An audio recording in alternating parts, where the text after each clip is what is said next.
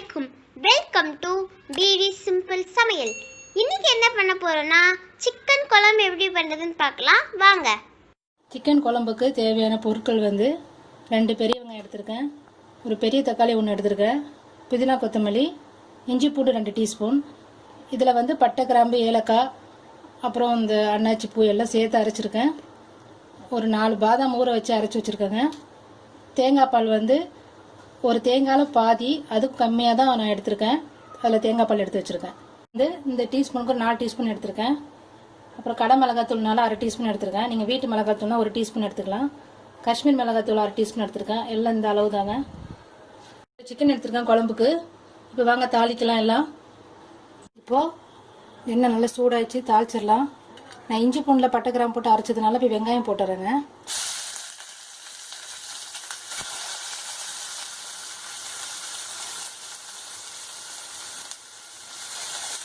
அதோட கருவேப்பிலையும் சேர்த்து போட்டுருங்க.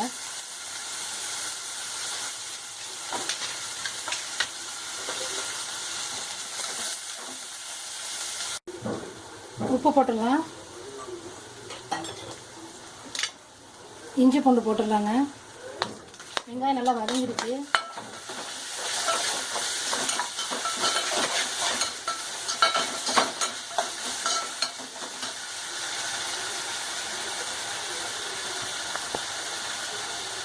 இஞ்சி பூண்டு எண்ணெயில் வதங்கிச்சு. கறியை போட்டுருங்க.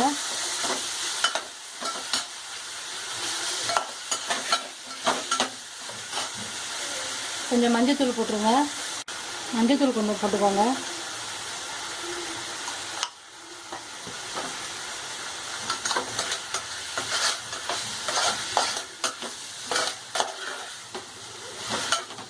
தக்காளி போட்டுக்கோங்க. புதினா கொத்தமல்லி எடுத்து போட்டுருங்க.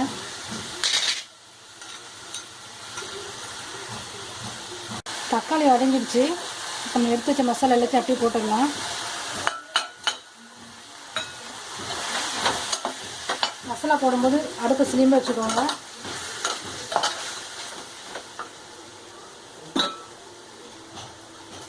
தண்ணி கொஞ்சம் சேர்த்துடலாம். தண்ணி கரெக்டாக கொஞ்சமாக ஊற்றுங்க, ஏன்னா நம்ம தேங்காய் பால் வேறு ஊற்றணும். அதனால் இப்போ அப்படியே வேக வச்சிடலாம். ஒரு 10 நிமிஷம் கழிச்சு பார்க்கலாம். 15 மினிட்ஸ் ஆச்சுங்க. கறி இன்னும் வேகலை, இன்னும் 5 நிமிஷம் இருக்கட்டும். இப்போ நம்ம அரைச்சி வச்ச பாதாம் இருக்குல்ல, அதை ஊற்றிடலாம். கொஞ்சம் வேகட்டும், நம்ம தேங்காய் பால் ஊற்றி அரைக்கிடலாம். சிக்கன் குழம்பு ரெடி ஆயிடுச்சுங்க. நான் சொன்ன அளவு போட்டிங்கன்னா பெரியவங்க 4 பேர் தாராளமாக சாப்பிட்லாம். ட்ரை பண்ணுங்கள் வீட்டில்.